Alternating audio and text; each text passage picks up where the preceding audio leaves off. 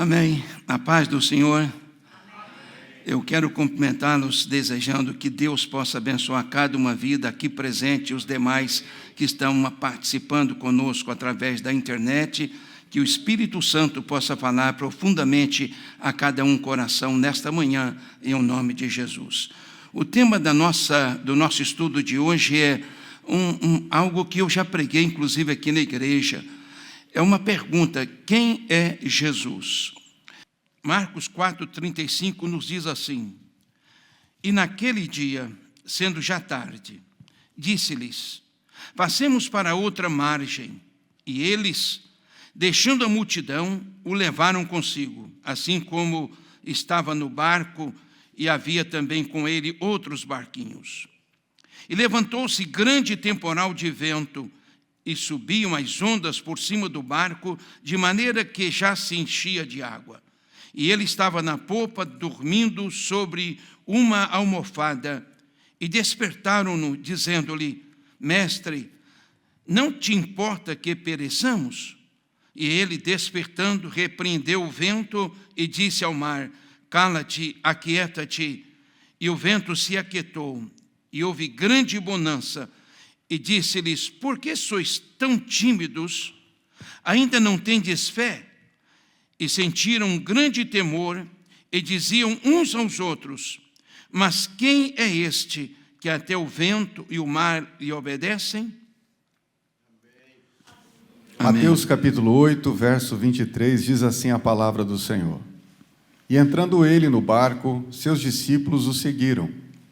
E eis que no mar se levantou uma tempestade tão grande, que o barco era coberto pelas ondas. Ele, porém, estava dormindo. E os seus discípulos, aproximando-se, o despertaram, dizendo: Senhor, salva-nos, que perecemos. E ele disse-lhes: Por que temeis, homens de pequena fé? Então, levantando-se, repreendeu os ventos e o mar, e seguiu-se uma grande bonança.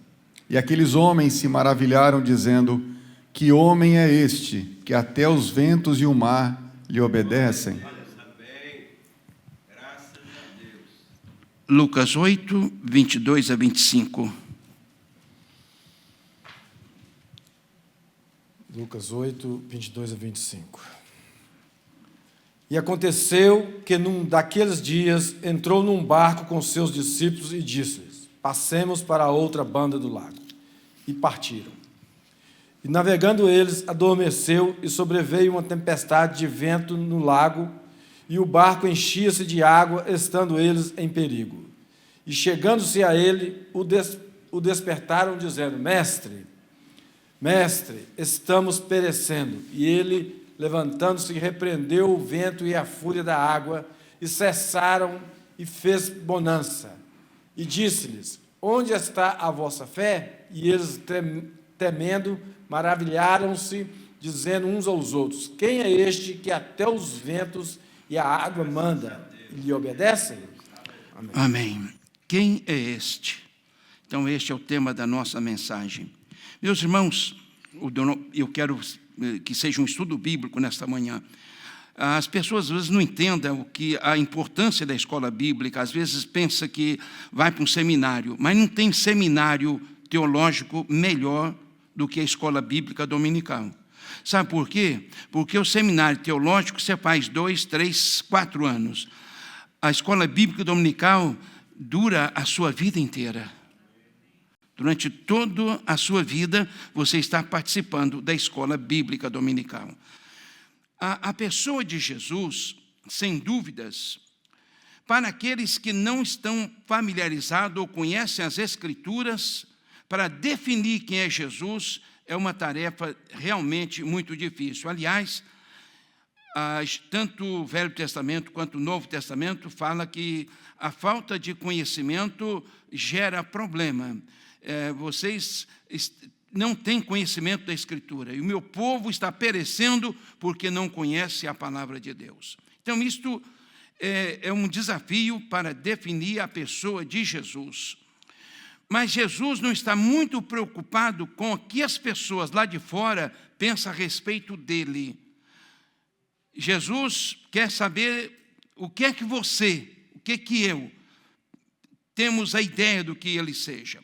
Eu tive a curiosidade de observar alguns grupos, algumas seitas que definem o que é Jesus para elas. E eu gostaria de dizer para vocês o seguinte: a primeira delas que eu mencionei e que eu quero que vocês pensem é a respeito às testemunhas de Jeová. Quem é Jesus para as testemunhas de Jeová? Para as testemunhas de Jeová, Jesus é o arcanjo Miguel, não é outro senão o Filho de Deus, que agora tem nome que é Jesus Cristo. Então, o arcanjo Miguel agora tem um nome que é Jesus Cristo. Então, para as testemunhas de Jeová, Jesus é o arcanjo Miguel. Ele não é o arcanjo Miguel, isso é fato. Os mormons, Jesus, para eles, é o nosso irmão mais velho. De fato, essa expressão não deixa de ter uma ideia bíblica, claro que sim. Foi gerado na carne pelo mesmo personagem que estava no Jardim do Éden, que é nosso Pai no céu. Que Lúcifer, o filho da manhã, é nosso irmão mais velho e irmão de Jesus. Isto segundo os mormons. O Islã, Jesus não era mais que mortal, a quem Deus favoreceu e fez o exemplo para os israelitas. Jesus não foi crucificado na cruz e que vai voltar. Isto eles estão corretos. O hinduísmo, Jesus é apenas um dos milhões de deuses. No Talmud judaico, ele foi o descendente de príncipes e governadores que se prostituiu com carpinteiros. Jesus foi executado porque praticava a feitiçaria. Jesus não está preocupado com esses pensamentos a respeito dele. Ele disse: o que as pessoas aí fora falam que eu sou? E eles começaram a dizer, eles falam que identificaram Jesus como qualquer uma outra pessoa, como qualquer um dos profetas. Mas Jesus vira para os seus discípulos e diz: o que é que vocês pensam a respeito de mim? É essa a ideia de Jesus. Então Jesus faz essa pergunta, nós lemos isto aqui, e eles responderam, os discípulos, uns diziam, falaram que eles lá fora, uns diziam, é João Batista, outros Elias, mas outros, um dos profetas. Deve-se notar e perceber que eles equipararam a pessoa de Jesus a qualquer homem comum, porque Elias era um homem comum, Samuel era um homem comum, e eles começaram a identificar Jesus como um homem comum, pois eles também não tinham, essas pessoas que falaram isto, a perfeita revelação da Escritura a respeito da pessoa de Jesus. Eles não sabiam, de fato, quem era Jesus. E Jesus continua a pergunta, mas agora dirigida aos seus discípulos: mas vós, quem dizeis que eu sou? Eu gostaria que você abrisse a Bíblia em Romanos capítulo 10, verso 9. Romanos 10, 9. Olha o que está escrito aqui em Romanos 10, verso 9. A palavra do apóstolo São Paulo nos diz aqui em Romanos 10, 9 o seguinte: a saber, se com a tua boca confessares ao Senhor Jesus e em teu coração creres que Deus o ressuscitou dos mortos, será salvo. Jesus, para Paulo, o identifica como Senhor. Você diz, o que você diz de Jesus? Jesus é Senhor. Isso é muito importante. Isso é fundamental. Meus irmãos, para os seguidores, para aqueles que acompanham Jesus, precisam entender que Ele é o Senhor. Meus irmãos, Pedro, ele deu uma definição muito significativa a respeito de Jesus. Pedro disse assim: para nós, tu és o Cristo, o Filho do Deus vivo. Esta foi a revelação que Pedro disse a respeito de Jesus. O que vocês pensam que eu sou? Pedro diz: tu és o Cristo, o Filho do Deus vivo.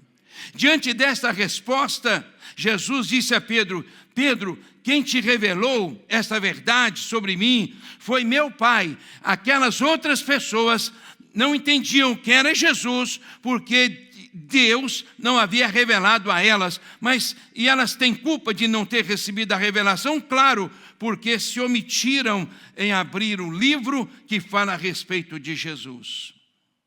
Então Jesus é o Filho do Deus vivo. Diante dessa resposta, então Jesus disse: Pedro, você tem essa revelação, não foi de você mesmo, mas o meu Pai que te revelou.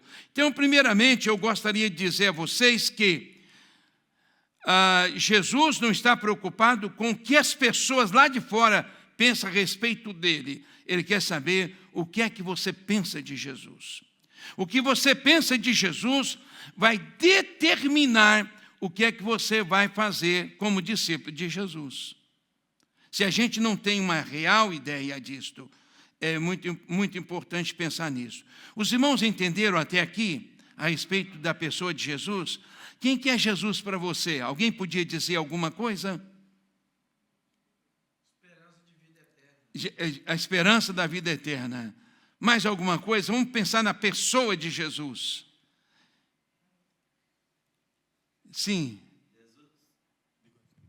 Jesus é meu Senhor, Salvador, dono, amém, e condutor de vida eterna, glória em segurança e paz, alegria, gozo, e vai por tudo que tem na minha vida.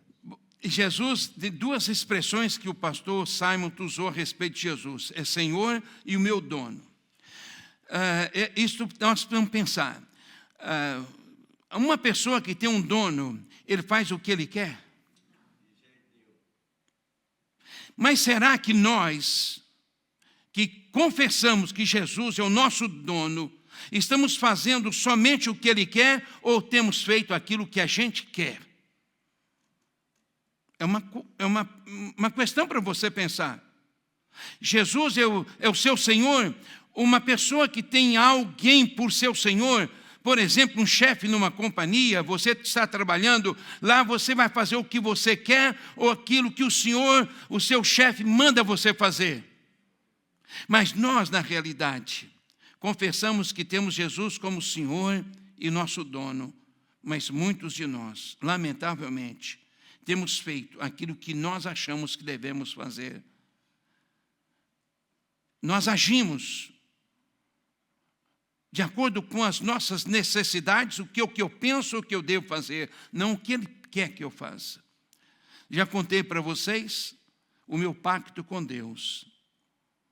E posso repetir, com base num texto do Evangelho, que Jesus disse para os seus discípulos: não vos preocupeis com o que haveis de comer, beber ou vestir. Busque primeiro o reino de Deus e a sua justiça, e todas essas outras coisas vos serão acrescentadas. E o meu pacto com Deus foi esse: Senhor, eu me comprometo, a partir de hoje, a colocar o Senhor primeiro na minha vida. E eu quero que o Senhor tire de mim a preocupação com o que eu vou comer amanhã. Instantaneamente, eu perdi a preocupação com o dia de amanhã. Não tive mais preocupação. Eu não tenho medo do amanhã. Para mim, não importa se ele vai vir ou se não vai vir. Eu não tenho medo do amanhã. E já disse para vocês, vou repetir, não se aborreçam comigo. Cheguei aqui em janeiro de 1988, numa quinta-feira. A minha primeira ação aqui nesta terra foi procurar um local para congregar. Não procurei trabalho. Trabalho para mim ficou em segundo lugar. Aqui tem uma testemunha que é o Maurílio. Arranjamos um trabalho. E eu disse para o meu chefe: só posso trabalhar no domingo depois que eu sair do culto. Se vir assim, eu vou pegar o trabalho. Se não se vir, não vou pegar o trabalho. E o patrão disse: ô pastor, pode fazer seu culto e depois do culto você trabalha. Trabalhei 3 anos nessa companhia. Primeiro, Deus. porque Deus é o meu dono. Eu não quero fazer nada que não seja a vontade de Deus. Aquilo que Ele orienta para nós fazermos. Vocês concordam? Amém? Não é isso mesmo? É isso que nós vamos pensar. Então, Jesus é o Senhor. Outra coisa que a gente precisa pensar é naquilo que está escrito na palavra. Para esta pergunta, nós também vamos fazer coro com o entendimento de Pedro, que teve dizendo, sim, tu és o Cristo, o Filho do Deus vivo, porém Jesus ainda pode ser definido como algumas outras situações, mas para nós não podemos abrir mão do senhorio de Jesus. Ele é o nosso Senhor, Ele é o Filho do Deus vivo, e a Ele nós devemos toda a nossa obediência. Gostaria de pedir a alguém que abrisse a Bíblia no Evangelho de João, capítulo 1. Pastor Nilson, pode ler. João, capítulo 1, versículo 1. No princípio era o Verbo, e o Verbo estava com Deus, e o Verbo era Deus. Ele estava no princípio com Deus. Todas as coisas foram feitas por ele, e sem ele nada do que foi feito se fez. Nele estava a vida, e a vida era a luz dos homens. E a luz resplandece nas trevas, e as trevas não a compreenderam. Houve um homem enviado de Deus, cujo nome era João. Este veio para dar testemunho, para que testificasse da luz, para que todos crescem por ele. Não era ele a luz, mas veio para que testificasse da luz. Ali estava a luz verdadeira, que alumia a todo homem que vem ao mundo. Estava no mundo, e o mundo foi feito por ele, e o mundo não o conheceu. Veio para o que era seu, e os seus não o receberam. Mas a todos quantos o receberam, deu-lhes o poder de serem feitos filhos de Deus, aos que creem no seu nome, os quais não nasceram do sangue, nem da vontade da carne, nem da vontade do varão, mas de Deus. E o Verbo se fez carne, e habitou entre nós, e vimos a sua glória como a glória do unigênito do Pai, cheio de graça e de verdade. Amém. Amém. Vamos estar lendo, Patrícia vai estar lendo 2 Tessalonicenses 2, 16 e 17.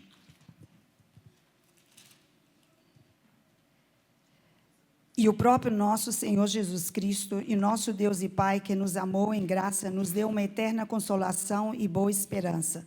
Console os vossos corações e vos confirme em toda boa palavra e obra. Filipenses 2, 11. E toda língua confesse que Jesus Cristo é o Senhor, para a glória de Deus Pai. Amém. Amém. Então, nesses textos, nós percebemos a importância da pessoa de Jesus. O Evangelho de João diz que no princípio era o Verbo, ou seja, a palavra, e esta palavra, que era o Verbo, ela se fez carne e habitou entre nós e se tornou o cordeiro do sacrifício, para perdoar-nos, para carregar o peso do nosso pecado. Então, Jesus, ele, na expressão, no texto de Hebreus, diz que Jesus é expressa, ou a maior revelação a respeito de Deus. O próprio Deus se tornou em forma humana para que a gente pudesse conhecê-lo melhor. Ele se fez carne, Deus se fez carne e habitou entre nós, e nós vimos a sua glória. Então é isso, essa pessoa é Jesus. Quem é esse? Isso é Jesus. E Ele está aqui nesta manhã conosco para tocar no nosso coração. Louvado seja Deus. O apóstolo Paulo disse em 2 Coríntios 5, 21, aquele que não conheceu o pecado, o fez pecado por nós, para que nele fôssemos feitos justiça de Deus. Então Jesus, Ele se tornou esta pessoa para nos justificar. Quem é Jesus? Como definiu o pastor Simonton para ele, diz que Jesus é Senhor e Salvador. De fato, a Bíblia revela que Jesus é o Senhor e Salvador. Agora, Ele precisa ser o meu Senhor e o meu Salvador. É uma questão minha, pessoal.